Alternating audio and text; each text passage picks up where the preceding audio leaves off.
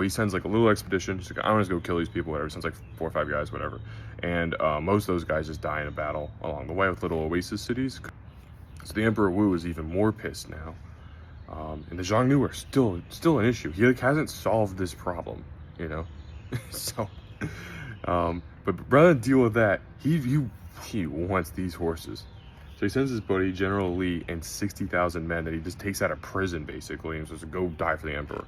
Due to the size of the army, most of these cities along the way, which were an issue before, just give up immediately, just to save time. Han force eventually gets to the Dayuan capital of Urshi, also known as Syropolis or Alexandria Escate, if you really want to look at the historical record, and they lay siege for 40 days. The Dayuan nobles huddle up and they say, all right, we're all gonna die, so we may as well cut a deal. So what they do is they cut their own king's head off, and they send that to the general, Li, and then they also offer, I guess in a note that they stuck in his ear or something, 3,000 horses and all the supplies that the army would need to get back home.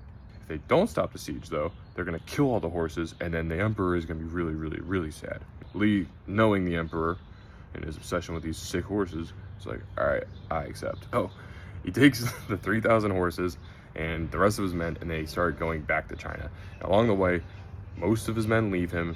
A lot of the horses die or they get stolen or whatever, and he ends up coming back with less than 10,000 of his initial fighting force and 1,000 of these horses that were so important to get. The emperor, he could kind of care less about the losses, and then just immediately goes and plays with his new horses. And this is probably why General Li then defects to the Xiongnu and like helps just kill the Chinese, because he's probably just so fed up. But eventually he gets killed by the Xiongnu anyway because they don't like him that much. Yeah, follow for more.